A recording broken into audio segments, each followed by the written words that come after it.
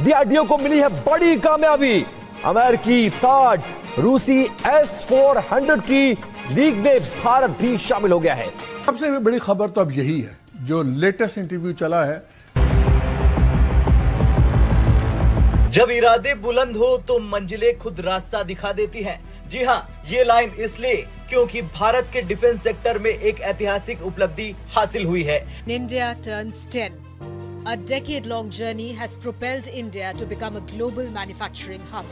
दरअसल डीआरडीओ द्वारा विकसित स्वदेशी कावेरी इंजन को आखिरकार मोदी सरकार से हरी झंडी मिल गई। ये केवल एक तकनीकी सफलता नहीं, बल्कि भारत के आत्मनिर्भर रक्षा क्षेत्र में मील का पत्थर है। इसका मतलब सबसे पहले तो आपको ये मानना पड़ेगा कि ये कोई अनोखी बात अब नहीं रही।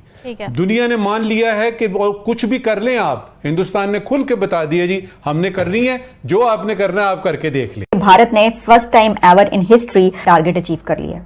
इसकी टेस्टिंग अब वास्तविक फ्लाइट्स में होगी। इस कदम के साथ भारत अब उन देशों की लीग में शामिल हो गया जो अपने जेट इंजन खुद बनाते हैं। दोस्तों, आपने इंडिया का एक कॉन्सेप्ट सुना होगा। प्राइम मिनिस्टर मोदी जब से पावर में आए हैं उन्होंने इस चीज पे फोकस किया है, और वो ये है कि make in India is to make for the world. ये है भारत का नया slogan, make for the world. Check at the confidence the Indian government enjoys in this slogan.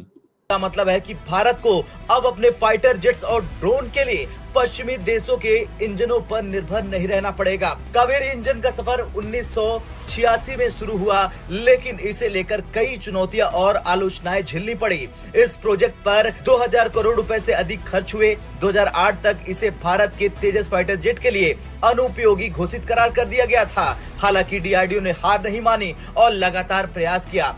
अब इसका ड्राइव वर्जन तैयार है, जिसका इस्तेमाल भारत के घातक ड्रोन और अन्य अनमैन्ड एरियल व्हीकल्स यानी यूएवीज में किया जाएगा।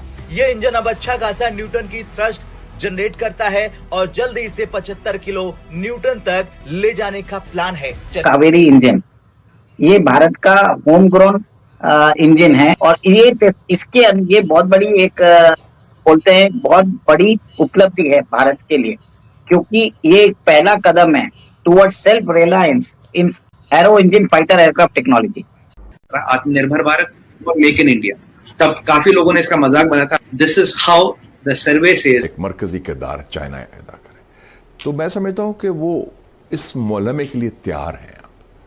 उन्होंने बड़ी मेहनत की है, उन्होंने हिम्मत की है और बड़ा फोकस किया है इनोवेशन पर।